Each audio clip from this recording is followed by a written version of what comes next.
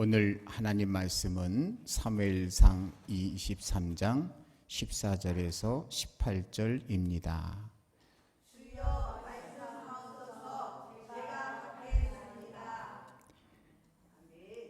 읽습니다. 다윗이 광야에 요새에도 있었고 또 십광야 산골에도 머물렀으므로 사울이 매일 찾되 하나님이 그를 그의 손에 넘기지 아니하시니라. 나온 것을 보았으므로 그가 십광야 수풀에 있었더니 사울의 아들 요나단이 일어나 수풀에 들어가서 다윗에게 이르러 그에게 하나님을 힘있게 의지하게 하였는데 곧 요나단이 그에게 이르기를 두려워하지 말라. 내 아버지 사울의 손이 내게 미치지 못할 것이요 너는 이스라엘 왕이 되고 나는 내 다음이 될 것을 내 아버지 사울도 안다 하니라. 두 사람이 여호와 앞에서 언약하고 다윗은 수풀에 머물고 요나단은 자기 집으로 돌아가니라. 아멘. 오늘 이 말씀 14절을 보게 되면 다윗이 광야에 요새에도 있었고 또 십광야야 산골에도 머물렀으므로 사울이 매일 찾되 하나님이 그를 그의 손에 넘기지 아니하시니라는 말씀으로 시작하고 있습니다. 그러니까 다윗이 이곳저곳을 사울을 피해서 도망 다녔던 겁니다. 그런데 사울이 많은 군사를 이끌고 다윗을 잡으려고 해도 한번 생각해 보세요. 이스라엘이 얼마나 큽니까? 그런데 그 많은 군사를 이끌고 수색을 한다면 어떻게 잡히지 않을 수가 있겠어요? 그런데 오늘 말씀 보니까 하나님이 그를 그의 손에 넘기지 아니하시니라. 하나님이 넘겨주지 않으니까 다윗을 잡을 수가 없었던 거예요. 하나님이 넘겨줬거나 하나님이 무관심해 버렸다면 잡힐 수밖에 없었다는 얘기죠. 바로 우리에게 오늘 참으로 주시는 이 말씀은 우리가 지금 염려하고 있는 코로나19 같은 이러한 질병도 하나님이 우리를 지켜주시면 보호받을 수 있다는 거예요. 여러분 이런 사실을 생각하면서 하나님을 의지하지 이 사람의 이러한 그 예방이라고 하는 것은 한계가 있다는 거예요. 아무리 예방을 해도 1m 이상 떨어지고 2m 이상 떨어지면 된다고 이런 얘기하지만 하나님 지켜주지 않으면 그게 소용이 없다는 것을 말해주고 있는 거예요. 시편 127편 1절에 보면 여호와께서 집을 세우지 아니하시면 세우는 자의 수고가 헛되며 여호와께서 성을 지키지 아니하시면 파수꾼의 경성함이 허사로다 하는 말씀을 하고 있어요. 아무리 파수꾼이 경계를 철저하게 하다고 할지라도 순간에 그 경계망이 뚫릴 수도 있는 거예요. 저는 요새 참 그런 경험을 해요. 며칠 전에 청주를 갔다 오는데 몸이 너무 피곤한 거예요. 그래도 그냥 빨리 올 욕심에 그냥 강행을 해서 왔지 뭐예요. 중간에 한번 쉬고 오면 좋은데 쉬지 않고 그냥 달려왔는데 저기 수산리쯤에 와가지고선 거긴 차가 별로 안 다니는데 앞에 차가 몇 있고 신호등이 빨간불이었어요. 그래서 나도 섰어요. 차가 서 있어요. 근데 잠깐 동안 어떻게 된 건지 정신을 차리고 보니까 앞에 차가 없고 내 차만 덩그러니 서 있고 내 뒤에는 차가 쫙 밀려 있는 거예요. 와, 그렇다면 내가 지금 빨간불에서 파란불에서 빨간불이 될 때까지 내가 굴고 있었다는 거 아니요? 이야, 순식간에 내 의지대로 되는 게 아니구나. 하나님 지켜주셔야만 되지, 달려가다가 정신이 획 나가버리면 그냥 잘못될 수 있는 거구나. 하나님이 지켜주셔야 되는구나. 또 한번 확인하고, 또 한 가지 교훈은, 이제부터는 정말 미련스럽게 그렇게 하지 말아야 되겠다. 중간에 너무 힘들면 차라리 쉼터에서 쉬고, 그리고 잠깐 동안이라도 쉬고 해야 되겠다 하는 룰을 어기면 인간의 한계점을, 이것도 하나님이 정해주신 거잖아요. 어기면 안 돼요. 하나님의 명령과 법도와 규례를 잘 알아서 그대로 하는 것이 안전하고 복된 길이에요. 또한 우리의 실수가 있고 부족이 있고, 또한 너무 지나친 게 있다 할지라도 하나님이 지켜주시면 된다는 것을 우리가 말씀을 통해서 오늘 확신할 수가 있는 거예요. 다윗을 아무리 잡으려고 해도 잡을 수가 없는 것은 하나님이 못 잡게 하니까 못 잡는 거예요.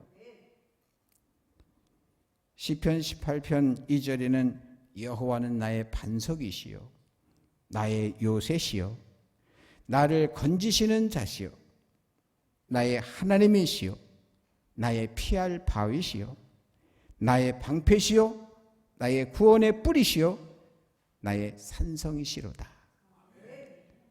하나님 최고의 피난처는 하나님, 최고의 나를 도와줄 분은 하나님이시다. 이것을 다윗이 너무나 잘 알기 때문에 다윗이 그러한 파란만장한 세월 속에서 고백하는 내용이 시편에 기록이 되어 있는 거예요. 여러분, 우리가 참 언제 어떻게 될지 모르는 그런 상황 가운데 있잖아요. 누가 누군지 어떻게 알겠어요? 그런데 하나님이 지켜주시면 돼요. 그래서 하나님을 신앙하시고 살아가시게 되기를 주님의 이름으로 축복합니다. 15절에는 한번 같이 읽어볼까요? 다윗이 사울이 자기의 생명을 빼앗으려고 나온 것을 보았으므로 그가 십광야 수풀에 있었더니 사울의 아들 요나단이 일어나 수풀에 들어가서 다윗에게 이르러 그에게 하나님을 힘있게 의지하게 하였는데, 여러분, 요나단이 누굽니까?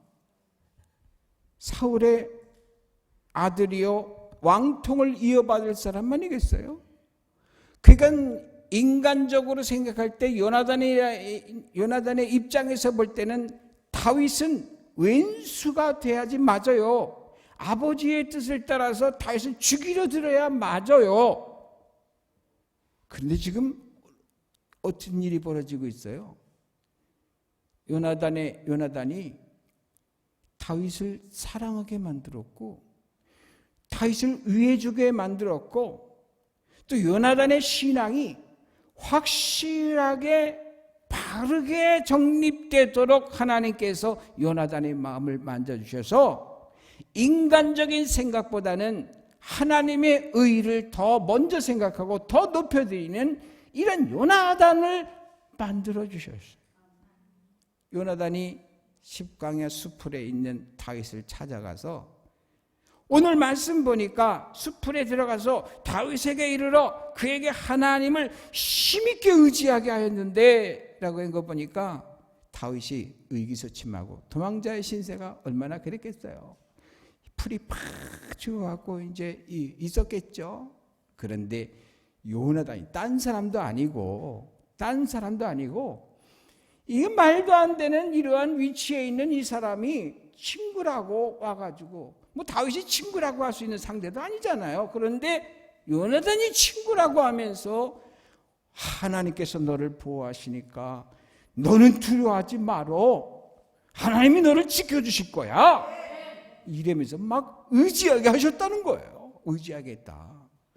이야, 이것을 통해서 하나님이 어떤 분이신가, 하나님이 원수 될 사람도 바꾸셔서 마음을 바꿔주시고 준비시켜 주셔서 오히려 다윗의 보호자요 용기를 주고 격려해 주는 그런 사람으로 만들었다는 거예요. 여기서 들어선 요나단이 대단하다는 것을 말해주는 것이 아니고 하나님이 다윗을 어떻게 보호하시는가, 어떻게 성장하시는가, 성장하게 하시는가, 이것을 우리에게 말씀해 주는 거예요. 고난은 고난대로 받게 하지만 그러나 하나님의 보호 가운데 다윗이 고난받고 있다는 것을 훗날 이 당시 다윗도 몰랐던 사실을 우리는 성경 전체를 가지고 있기 때문에 바로 알 수 있게 되는 거예요.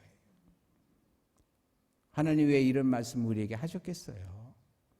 하나님을 철저하게 의지하고 섬기는 우리 또한 하나님께서 이렇게 보호해 주시고 우리 또한 안전한 가운데에서 고난도 받게 하신다 하는 걸 말씀해 주고 있는 거예요. 그러니 고난을 받아도 두려워하지 말고 너무 떨지 말고 너무너무 위기의식 가질 필요 없어요. 그런 염려, 근심, 걱정은 주님께 다 맡기고 나는 주님의 뜻대로 하면서 주님에게 할 도리를 한다라고 하면 하나님이 나머지 알아서 다 해주세요.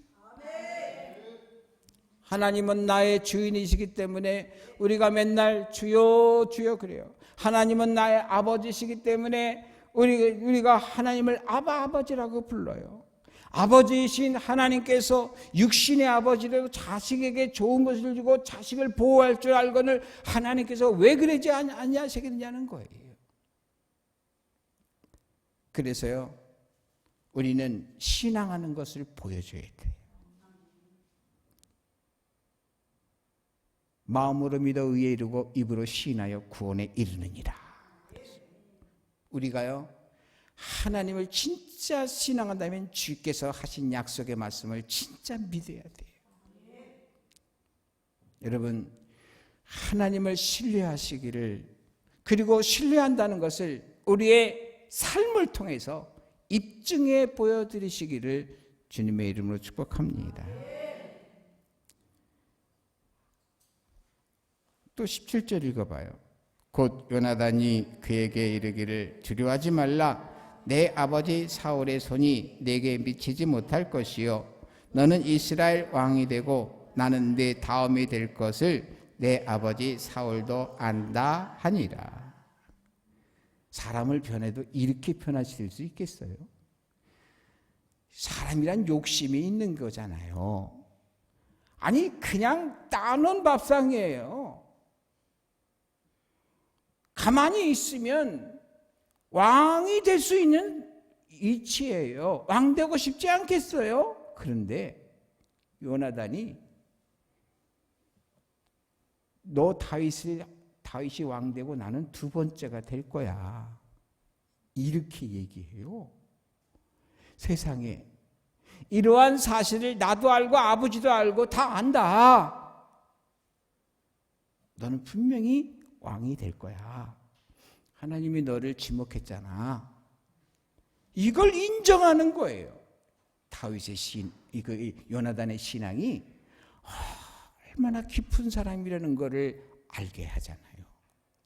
여러분, 신앙은 있다고 하는데 욕심은 욕심대로 부리는 이러한 이중적인 우리의 삶을 반성해야 돼요. 정말 하나님의 뜻이 그렇다는 것을 인정하고 받아들이고 철저하게 그 기준에서 살아가는 이러한 요나단의 모습. 네가 왕이 될 거야. 보통 사단이 얼마나 요나단을 속삭였겠어요. 야, 죽여버려. 할 수 있잖아. 유인해갖고 죽여버려. 이렇게 했는데도 했을 거예요. 요나단이 무슨 전능하신 하나님입니까? 인간이잖아요. 그런데요, 그런 유혹이 오고 그런 속삭임이 있다 할지라도 요나단이 확실하게 하나님의 뜻에 섰기 때문에 흔들림이 없이 다윗 네가 왕이 될 거야 하고 이렇게 탁 얘기를 해요.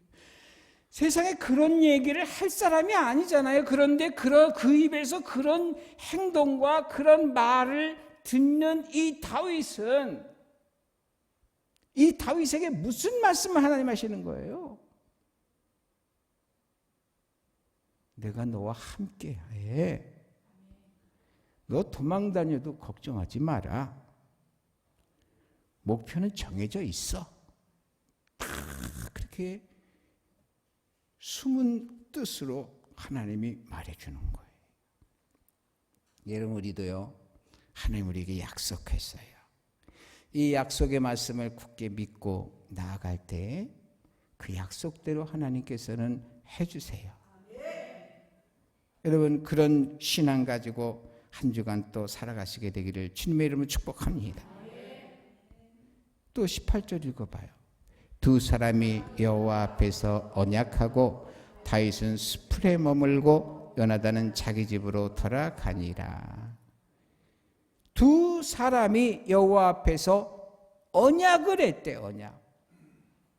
무슨 언약을 했겠어요? 내용은 뻔하지만 정확한 것은 기록이 안 남아 있으니 모르죠. 말로 했겠죠. 약속했겠죠.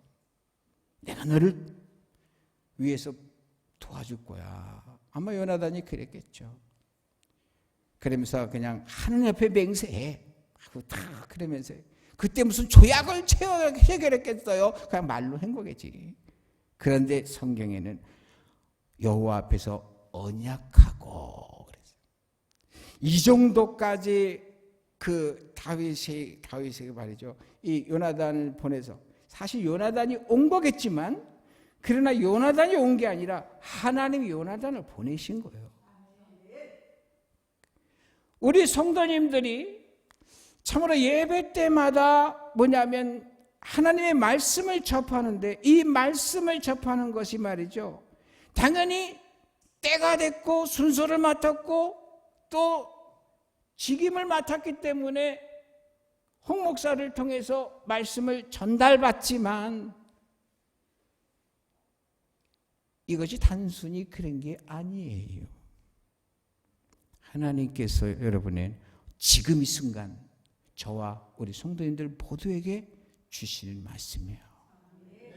두려워하지 말어. 놀라지 말어. 내가 네 하나님이야. 내가 너를 도울 거야. 나의 의로운 오른손으로 너를 붙들 거야. 이런 말씀을 하시는 거예요. 여러분 너무 벌벌 떨지 말아요. 두려워하지 말아요. 산다면 하나님께서 살아있어 영광 돌리라고 생명 주시고 병이 들어든다고 한다면 병이 들어서 하나님 앞에 뭔가 개인적인 성장과 더불어서 뭔가 하나님 계획하신 바가 있으면서 그럴 것이고 죽는다고 해도 아까울 게 뭐가 있겠어요. 왜 그러냐니까 우리가 죽으면 어디서 눈을 뜨니까? 천국에서 눈을 뜨니까. 그저 사나 죽으나 살아도 하나님께 감사 영광, 죽어도 하나님께 감사 영광, 병들어도 하나님께 죽어도 병들어도 감사 영광. 그런 마음을 갖고 산다고 마음 딱 내놓고 하나님께 십자가 위에 딱 맡겼으면 우리가 주여 주여 하고 그랬으면 그러면 그냥 모든 걸 맡기고 그냥 그래야죠. 여러분 사드락과 메삭과 아벳느고의 신앙 그리 아니 하실지라도 그 신앙 에스더의 죽음은 죽으리라 이런 신앙. 다만 우리는 계시록 2장 10절에 있는 말씀처럼 죽도록 충성하라 그러면 내가 생명의 멸류관을 네게 주리라 하신 말씀대로 충성하는 거, 주님의 뜻대로 살아가는 거. 여러분 이러한 중심 가지고 살아갈 수 있게 되기를 그러라고 오늘 하나님 말씀하신 줄 받으시기를 주님의 이름으로 축복합니다. 그래서 한마디로 하나님께서 지켜주셔야 된다는 거, 하나님께서 지켜주셨다는 거, 하나님께서 지켜주실 것이라는 거 믿고 하나님 섬김에 예를 다하는 이 한 주간 살아가시게 되기를 주님의 이름으로 축복합니다. 기도하겠어요. 하나님 아버지, 감사와 영광을 돌립니다. 세상을 창조하신 분은 하나님이시고 세상을 통치하시는 분도 하나님이시고 생로병사 흥망성쇠를 주관하시는 분이 하나님이심을 믿고 인정합니다. 그렇다면 우리가 무엇을 염려하겠습니까? 무엇을 두려워하겠습니까? 우리가 어떤 상황, 어떤 처지에 있다 할지라도 참으로 우리가 하나님에게, 우리가 세상에 해야 할 바를 당당하게 할 수 있게 하여 주옵시고, 다만 만용이 아닌 용기로서 지혜롭게 명철 있게 우리 자신을 관리하면서 진인사대천명 하나님 앞에 할 도리를 다하고 세상에 할 도리를 다하고 기다릴 줄 아는 우리의 삶이 되게 하여 주옵소서. 어둠이 깊을수록 약한 불빛도 그 효력이 대단한 것처럼 이 어두워가는 이 세상에 우리가 빛이요 소금의 역할을 감당하게 해 주옵소서.